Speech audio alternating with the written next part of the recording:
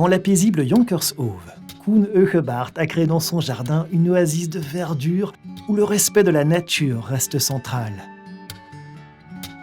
Ce qui implique forcément la plantation d'un arbre. Mais quel arbre choisir? Où le planter? Il y a pas mal de choses à savoir. Et si Koen nous en expliquait davantage? Voici l'arbre que nous allons planter tout à l'heure. Mais comme vous pouvez le voir, il n'est pas encore positionné au bon endroit. Nous n'avons pas encore eu le temps de le faire. Et il est donc préférable de l'insérer dans un trou. Cela signifie que vous devez veiller à ce que les racines soient bien ancrées dans le sol, ou ici dans la litière de feuilles, de manière à ce qu'elles ne se dessèchent pas. En fait, vous pouvez commencer à planter cet arbre tant qu'aucune gelée n'est prévue, disons jusqu'au début du mois de mars. À partir de ce moment-là, il devrait avoir une place définitive. Pour les autres plantes que vous achetez en pot avec une motte plus grande, vous avez presque toute l'année pour le faire. Mais vous devez les surveiller de près pendant les périodes plus sèches. Nous allons donc l'emmener avec nous tout à l'heure et chercher un bon emplacement.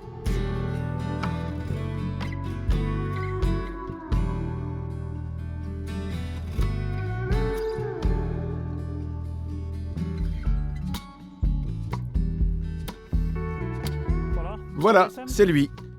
L'arbre que nous avons choisi est en fait un sorbier, le Sorbus ocuparia.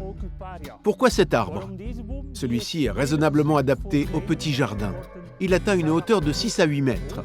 Il fleurit au mois de mai, de belles fleurs blanches, mais qui sont particulièrement intéressantes vers l'automne, car elles portent des baies. Des baies qui sont comestibles pour les humains, mais en général les oiseaux les emportent dans leur vol, ce qui ne laisse aucune chance aux humains. Les oiseaux en raffolent. Bien sûr, c'est toujours un défi de trouver un bon endroit dans le jardin, particulièrement dans un petit jardin, mais également dans un grand jardin. Certains éléments à prendre en considération sont bien sûr la taille que prendra l'arbre. Est-ce que je veux de l'ombre à proximité? Et le système racinaire? Sera-t-il gêné par d'autres arbres? Est-ce que je veux voir cet arbre peut-être de mon salon quand il fleurira au printemps? Il y a donc quelques éléments à prendre en compte. Ici, nous avons encore un emplacement libre pour apporter un peu de couleur supplémentaire et aussi pour que les oiseaux puissent grignoter à leur guise.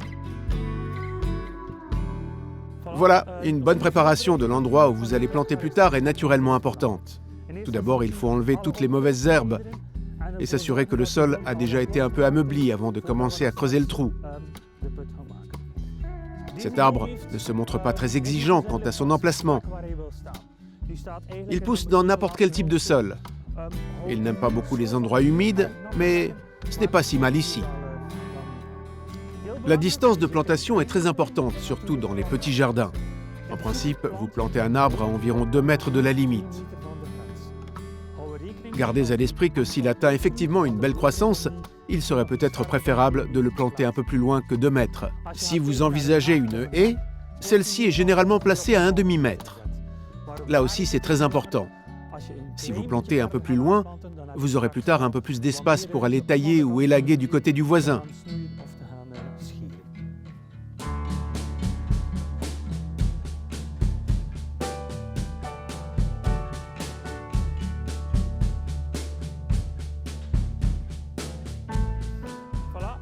Voilà, notre trou de plantation est prêt.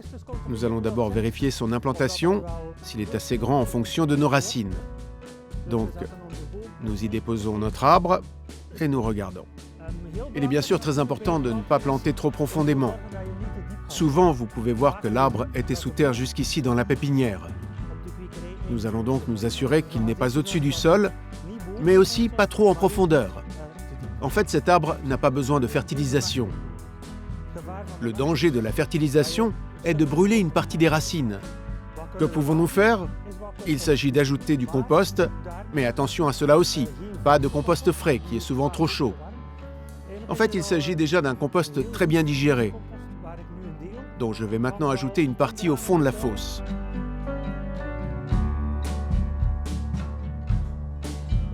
Nous pouvons également nous assurer, lorsque nous remplirons le trou plus tard, il y a un peu de compost à l'intérieur. Avant tout, le compost assure déjà une meilleure structure du sol. De plus, l'eau ne s'évapore pas aussi rapidement, ce qui est important. Voilà.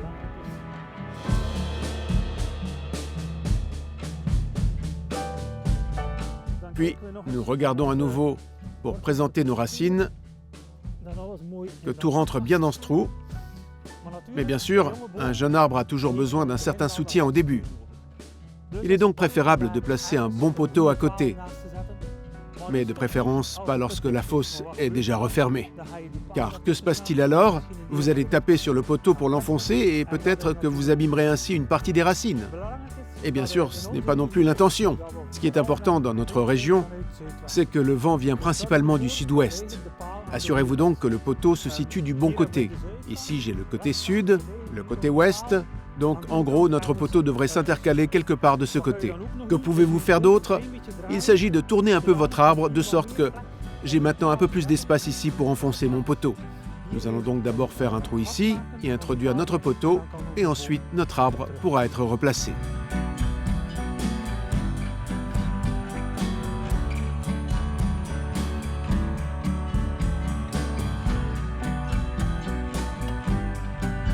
Une chose très pratique pour réaliser votre trou pour un tel poteau d'arbre est en fait une tarière. Vous n'en avez pas, bien sûr, vous pouvez aussi le faire avec la bêche. Vous voyez donc qu'il est maintenant plus facile de creuser ce trou lorsqu'il n'y a pas de racines d'arbre dans le chemin.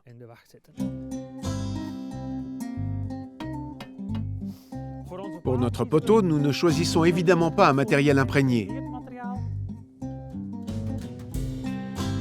J'ai un poteau d'arbre en acacia ici. Pourquoi pas un matériau imprégné?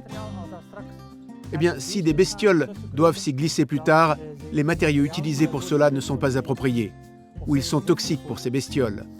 Donc ce poteau s'insère dans le trou, et tout à l'heure, nous le tapoterons un peu plus pour qu'il soit solidement ancré. Ensuite, nous tapoterons encore un peu plus en profondeur.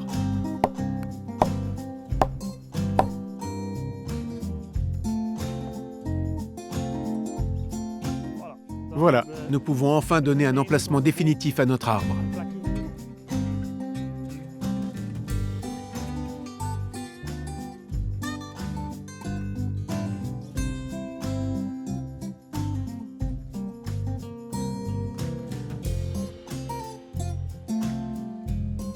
Il est important de ne pas avoir un matériau trop gros, ni des morceaux de terre trop grossiers. Et plus tard, nous secourons déjà une première fois, pour que toute la terre puisse déjà se glisser entre les racines.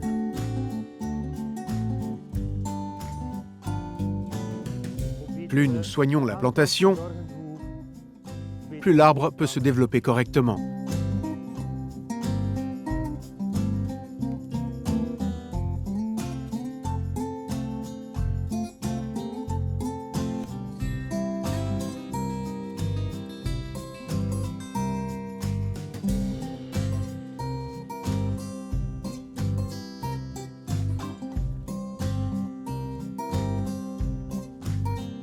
Très important ici, bien sûr, si vous avez un arbre greffé, vous allez voir une sorte d'épaississement ici.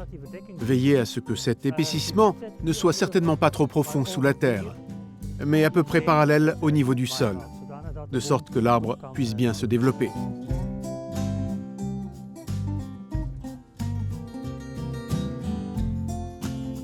Même si c'est l'hiver et que l'arbre n'a pas besoin d'humidité tout de suite, nous allons quand même arroser. Vous verrez que la terre se tasse beaucoup mieux autour des racines et se densifie un peu. Et il n'y a certainement pas de mal à déposer un paillage au pied de l'arbre, surtout en été, avec du compost, des feuilles mortes et toutes sortes de matériaux naturels pour l'empêcher de se dessécher trop rapidement en été. Car le défi plus tard pourrait bien être d'en garantir la survie face aux périodes de sécheresse estivale.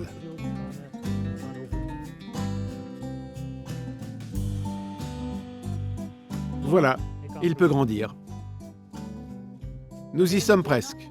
Il ne reste plus qu'à fixer notre arbre à notre poteau. Et ça, vous pouvez le faire avec une vieille chambre à air de vélo. J'ai ici un morceau de caoutchouc d'une serre. Nous allons le faire passer tout autour en forme de 8. Et cela permettra à l'arbre de rester en place temporairement. En fait, ce poteau, d'ici 1 an ou 2, pourra être retiré. Et cet arbre sera suffisamment enraciné et n'aura plus besoin de soutien.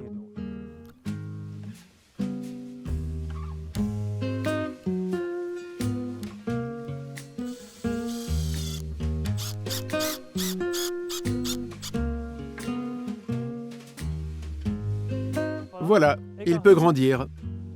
Devrions-nous faire encore quelque chose d'autre? Une certaine surveillance. En période de sécheresse, il est bon de l'arroser de temps en temps.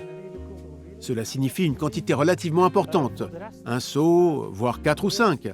Pour le reste, il suffit de le surveiller et vous constaterez peut-être qu'il y a quelques pousses latérales sur les côtés que vous pouvez tailler. Par exemple, voici une branche morte. Et ce qui est également important, surtout au début, ce sont les branches qui poussent vers l'intérieur. Cela pousse vers l'intérieur, donc de toute façon, c'est un concurrent pour d'autres choses. Voilà, en principe, vous n'avez plus rien à faire de plus. Mais ceci peut être retiré. Dans notre région du Westhoek, on dit que l'on ne peut pas toujours prévoir toutes les conséquences. Ce serait donc vraiment dommage de devoir enlever ce grand arbre d'ici 10 ans. Alors, informez-vous bien. Assurez-vous que cet arbre est planté à un très bon endroit et ensuite vous pourrez en profiter pendant des années. Merci de nous avoir regardés et à la prochaine fois.